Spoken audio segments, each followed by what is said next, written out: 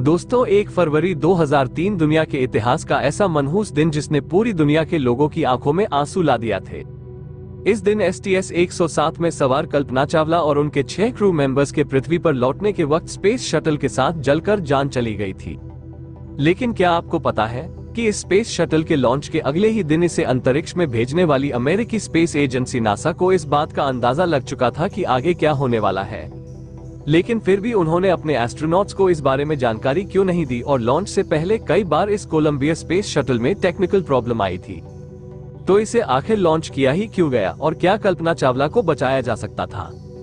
अगर आपके जहन में भी इस स्पेस मिशन को लेकर यह सवाल आते हैं तो पूरा वीडियो जरूर देखिएगा और वीडियो अच्छा लगे तो चैनल को सब्सक्राइब, वीडियो को लाइक शेयर जरूर कर देना दोस्तों। सबसे पहले बात करते हैं कि 17 मार्च 1962 के दिन हरियाणा के छोटे से गांव में जन्मी कल्पना ने अपने जीवन में अमेरिकन एस्ट्रोनॉट बनने का सफर कैसे तय किया था। 4 भाई बहनों में सबसे छोटी कल्पना बचपन से स्पेस में जाना चाहती थी।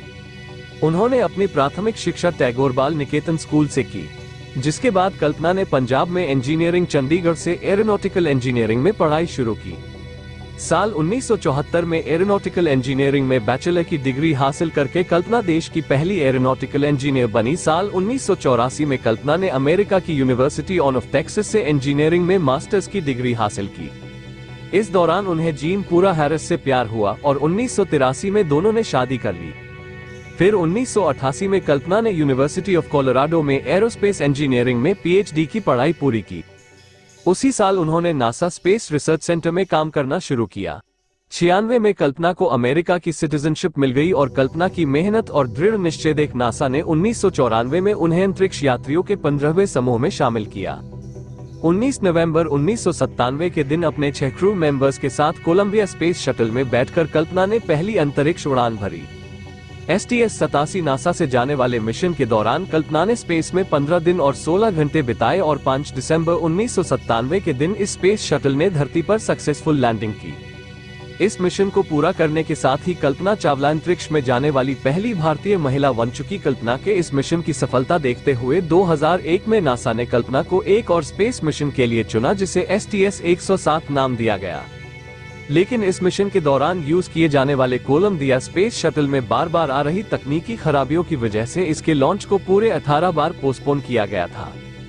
2 साल तक नासा ने इस शटल में आ रही अलग अलग खराबियों को ठीक किया, लेकिन नासा यह मानने को तैयार नहीं थी कि शटल स्पेस मिशन के लिए फिट है।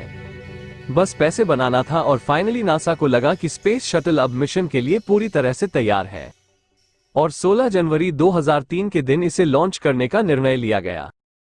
इस लॉन्च के दौरान क्रू मेंबर्स काफी खुश दिखाई दे रहे थे, क्योंकि उनमें से कुछ क्रू मेंबर्स जिंदगी में पहली बार स्पेस में जा रहे थे।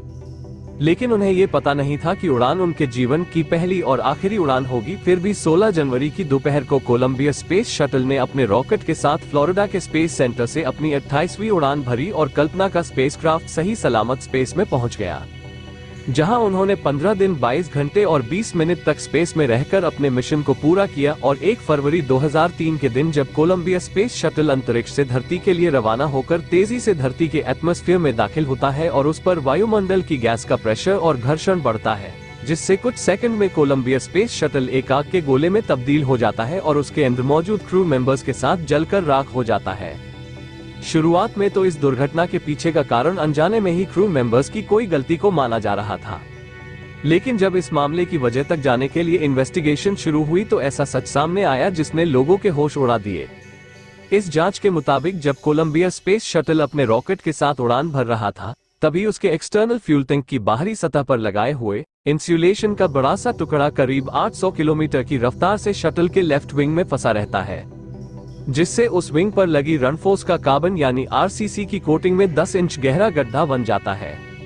लॉन्च के दौरान तो इस घटना पर किसी की नजर नहीं जाती है। हालांकि लॉन्च के दूसरे दिन नासा के inspector photo walking group division को इस घटना के बारे में पता लग चुका था, लेकिन फिर भी उन्होंने एस्ट्रोनॉट्स को इस बारे में कोई जानकारी नहीं दी। लेकिन ऐसा क्यों? क्या यह उनकी लापरवाही थी और क्या कल्पना चावला और उनके क्रू मेंबर्स की जान बचाई जा सकती थी? लेकिन उसे समझने से पहले इसके साथ जुड़ी बेसिक ट्विंस को समझना होगा। दोस्तों, आप ये तो जानते ही होंगे कि जिस स्पेस शटल में एस्ट्रोनॉट बैठकर अंतरिक्ष के लिए रवाना होते हैं, उसे स्पेस में पहुंचाने के लिए रॉकेट का इस्तेमाल किया जाता है। रॉकेट को ग्रेविटी के ऑपोजिट ले जाने के लिए सबसे जरूरी होता है फ्यूल, जो कि दो तरह के होते हैं, liquid NRI fuel. Liquid fuel में लिक्विड ऑक्सीजन और लिक्विड हाइड्रोजन का इस्तेमाल किया जाता है।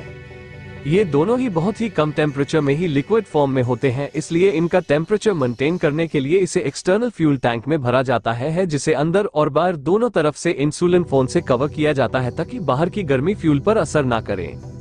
इस फ्यूल टैंक और रॉकेट के साथ स्पेस शटल को अटैच किया जाता है और बाहरी गर्मी से स्पेस शटल को नुकसान ना हो, इसीलिए इस पर अनेक तरह की कोटिंग मटेरियल का इस्तेमाल किया जाता है, जिन्हें छोटी छोटी टाइल्स का आकार देकर शटल पर लगाया जाता है। स्पेस शटल के ऊपरी हिस्से में लगी व्हाइट राइस इसे 1200 डिग्री तापमान से बचाती है। इसके निचले हिस्से में लगे दो टाइल्स इसे करीब 2300 डिग्री की गर्मी से बचाती है और रॉकेट से निकल रही गर्मी का सबसे ज्यादा असर शटल विंग्स पर होता है, जिसे गर्मी से बचाने के लिए इन पर RCC की टाइल्स लगाई जाती है, जो 100 से करीब 3000 डिग्री की हीट से बचाती है। और कोलंबिया स्पीड शटल के लॉन्च के दौरान हुई दुर्घटना से इसके विंग के इसी RCC पैनल में करीब 10 इंच का छेद हो जाता है। अब 1 फरवरी 2003 के दिन जब कोलंबिया स्पेस शटल में कल्पना चावला और उनका क्रू पृथ्वी के वायुमंडल में दाखिल होता है, तो घर्षण से गर्म हवा शटल के विंग में हुए इस छेद से उसके अंदरूनी सतह तक पहुंचने लगती है, जिससे हर तरफ से शटल डैमेज होने लगता है। और अचानक से शटल में सवार एस्ट्रोनॉट्स को एक खतरनाक झटका लगता है, क्योंकि शटल में ऑक्सीजन लेवल ड्रॉप होने लगा है, जिससे उन्हें सांस लेने में दिक्कत होने लगती है और ऑक्सीजन की कमी के कारण वे सभी बेहोश हो जाते हैं। इसी दौरान शटल में हवा का भारी दबाव होने की वजह से उनके शरीर का तापमान काफी बढ़ जाता है और शरीर में मौजूद खून उबलने लगता है, जिससे शटल के ब्लास्ट होने से पहले ही उनकी बेहोशी में ही मौत हो जाती है, जिसके कुछ देर बाद ही शटल भी एक आग के गोले में तब्दील हो जाता है और अपनी आखिरी उड़ान में जलकर राख हो जाता है। तो क्या इस घटना को वाकई में टाला जा सकता था? तो इस पर डेविड बेकर, जिन्होंने शटल प्रोग्राम में काम किया था, उनकी तैयारी के मुताबिक स्पेस शटल का तो पता नहीं, लेकिन क्रू मेंबर्स को बचाया जा सकता था। उनके मुताबिक नासा अगले ही महीने यानी कि 1 मार्च को अटलांटिस नाम का एक और स्पेस शटल लॉन्च करने वाला था।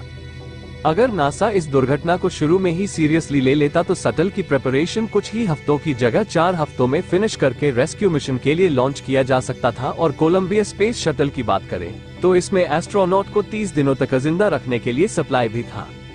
वैज्ञानिक की इन्हीं थियरी की वजह से नासा पर कई सवाल खड़े हुए थे। आखिर उन्होंने इस घटना को सीरियसली क्यों नहीं लिया? दोस्तों, हमें इस घटना से यह सीख मिलती है कि एक छोटी सी गलती वाकई बड़ी दुर्घटना में तब्दील हो सकती है। इस वीडियो में हम किसी पर इस दुर्घटना का इल्जाम नहीं लगा रहे हैं, बस इसे हमने इंटरनेट पर मौजूद जानकारियों को इकट्ठा करके प्रस्तुत किया है। दोस्तों, अगर आपको ये वीडियो पसंद आया हो तो इसे लाइक और अपने मित्रों तक शेयर करें। जानकारी से भरपूर ऐसी वीडियो देखते रहने के लिए चैनल को सब्सक्राइब जरूर करें और बेल आइकॉन को ऑल पर सेलेक्ट करना बिल्कुल ना भूलें। मिलते हैं किसी और नॉलेजेबल वीडियो के साथ। वीडियो को अंत तक देखने के लिए धन्यवाद।